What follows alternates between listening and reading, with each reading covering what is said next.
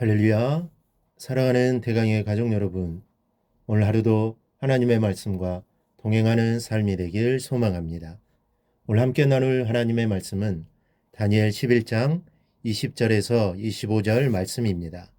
그 왕위를 이을 자가 압제자를 그 나라의 아름다운 곳으로 두루 다니게 할 것이나 그는 분노함이나 싸움이 없이 몇 날이 못되어 망할 것이요 또 그의 왕위를 이을 자는 한 비천한 사람이라 나라의 영광을 그에게 주지 아니할 것이나 그가 평안할 때를 타서 속임수로 그 나라를 얻을 것이며 넘치는 물 같은 군대가 그에게 넘침으로 말미암아 패할 것이요 동맹한 왕도 그렇게 될 것이며 그와 약조한 후에 그는 거짓을 행하여 올라올 것이요 소수의 백성을 가지고 세력을 얻을 것이며 그가 평안한 때에 그 지방의 가장 기름진 곳에 들어와서 그의 조상들과 조상들의 조상이 행하지 못하던 것을 행할 것이요 그는 노력하고 탈취한 재물을 무리에게 흩어주며 계략을 세워 얼마 동안 산성들을 칠 것인데 때가 이르기까지 그리하리라. 그가 그의 힘을 떨치며 용기를 다하여 큰 군대를 거느리고 남방왕을 칠 것이요 남방왕도 힘이 크고 강한 군대를 거느리고 맞아 싸울 것이나 능히 당하지 못하리니 이는 그들이 계략을 세워 그를 침이니라. 아멘. 우리는 어제 시리아 왕이 이 딸 클레오파트라를 애굽 왕과 결혼하게 하여 애굽을 정복하려고 했던 계략을 살펴보았습니다. 하지만 이 클레오파트라가 아버지를 배반하고 로마 동맹을 맺게 됩니다. 그 시리아 왕은 로마와의 전투에서 크게 패하고 말았습니다. 오늘 본문은 그 후에 벌어질 사건에 대한 예언입니다. 20절을 보면 그 왕위를 이을 자가 나옵니다. 이는 로마에게 대패하고 돌아온 시리아 왕의 위를 계승할 셀루쿠스 4세를 가리킵니다. 그런데 그는 분노함이나 싸움이 없이 몇 날이 못되어 망할 것이요 그랬습니다. 실제로 그는 싸워보지도 못하고 곧 망하게 됩니다. 셀루쿠스 4세는 아버지가 로마와의 전쟁에서 패배하여 떠맡게 된 배상금을 갚아야만 했습니다. 그래서 온갖 재물과 보물을 강탈하고 수탈했습니다. 뿐만 아니라 예루살렘 성전에 소장된 보화까지 착취했습니다. 그러니 이 백성들의 원망이 얼마나 컸겠습니까? 이렇게 무자비한 강탈이 지속되면서 민중 소요가 거세지기 시작했습니다. 그때 세금을 징수하던 재무장관인 헬리오도루스가 왕을 암살하게 됩니다. 이렇게 됨으로써 싸움이 없이 몇 날이 못되어 망할 것이라는 성경의 예언이 그대로 성취되었습니다. 다음 21절을 보면 또 그의 왕위를 이을 자는 한 비천한 사람이라 그랬습니다. 그의 왕위를 이을 자는 로마와의 전쟁에서 패하고 항복했던 시리아 왕의 둘째 아들인 안티오쿠스 4세를 가리킵니다. 그는 아버지가 로마와의 전쟁에서 패하자 14년 동안 로마의 볼모로 잡혀갔던 사람입니다. 그런데 그는 아주 간교하고 깨가 많은 사람이었습니다. 그는 간계를 써서 그의 형을 로마로 불러들어 자기 대신에 형을 볼모로 남겨두고 조국 시리아로 돌아왔습니다.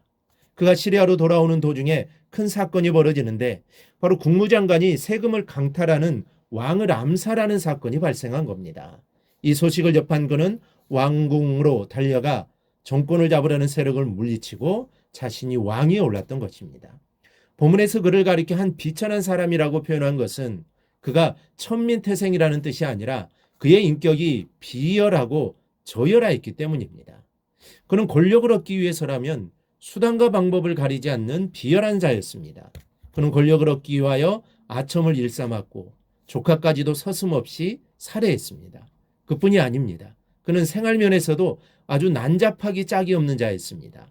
이 세속사가들의 기록에 의하면 그는 자기의 지위에 어울리지 않게 품위 없이 행동하며 낮고 천한 사람들과 술을 즐기는가 하면 창녀들의 집을 자주 들어들었다고 합니다. 때문에 사람들은 그가 미쳤다고 생각하였고 그러한 이유로 사람들은 그에게 에피마네스라는 별명을 붙여주었습니다. 에피마네스는 미친 자라는 의미가 있습니다. 그는 이렇게 비열한 방법으로 왕위에 올랐으나 관료들이나 주변국들은 그를 왕으로 인정해주지 않았습니다. 관료들은 현재 로마가 볼모가 되어 있는 장자를 불려 왕위를 계승해야 한다고 주장했습니다. 모든 민심이 그에게서 돌아서 버린 겁니다. 상황이 이렇게 되자 그는 뇌물 공세를 펼칩니다. 24절 하반절을 보니 그는 노력하고 탈취한 재물을 무리에게 흩어주며 계략을 세웠다고 했습니다. 자신을 반대하는 관료들과 백성들과 주변 국가들에게 재물을 마구 풀어주어 자기 편으로 삼았다는 뜻입니다. 그렇게 하여도 자신을 반대하는 사람들에게는 무력으로 짓밟으면서 명실상부 시리아의 왕이 될 수 있었습니다. 참으로 비열하고 치사한 사람이 아닐 수 없습니다. 그런데 이렇게 저열한 사람이었음에도 불구하고 그의 앞길이 뻥뻥 뚫리는 것을 볼 수 있습니다. 25절을 보니 그가 그의 힘을 떨치며 용기를 다하여 큰 군대를 거느리고 남방왕을 칠 것이요. 그가 남방 애굽을 점령하게 될 것이라는 예언입니다. 실제로 그는 애굽을 장악하는 데 성공을 했습니다. 세상은 망해야 할 사람들이 더 큰 소리치며 떵떵거릴 때가 얼마나 많은지 모릅니다. 형통해야 할 사람은 고난을 받고 망해야 할 이런 사람들이 크게 성공하는 모습을 흔하게 볼 수 있습니다. 그러나 우리는 좀 더 멀리 끝부분을 볼 수 있어야 합니다. 그 끝부분에는 분명히 악인은 망할 것이요 의인은 높은 자리에 오를 것이기 때문입니다. 잠언 24장 19절에는 악인의 형통함을 부러워하지 말라고 말씀하고 있습니다. 왜 그렇습니까? 악인은 반드시 망하게 될 것이기 때문입니다. 그러니 여러분, 악인의 형통을 부러워하지 마세요. 그들의 끝은 심판이요 의인의 내일은 은총과 축복이 되는 것을 믿으시기 바랍니다. 그리고 힘을 내시기 바랍니다. 하나님의 뜻대로 하나님의 말씀대로 사는 자에게 하나님은 늘 함께 하십니다. 힘을 주십니다. 그 하나님만 의지하며 나아가면 됩니다. 세상을 너무 바라보면, 사람을 너무 의지하면 실망감만 더 커집니다. 그런데 하나님은 절대로 그렇지 않습니다. 하나님은 정확하시고 위대하시기 때문에 우리가 우리의 마음을 아시고 인도해 주실 것입니다. 그 하나님만을 늘 의지하며 바라보며 나아가는 삶을 꼭 살아가기를 주님의 이름으로 축원합니다. 오늘 묵상한 말씀을 굳게 잡고 삶으로 실천하며 살아내는 대강의 모든 성도들이 되기를 축복합니다.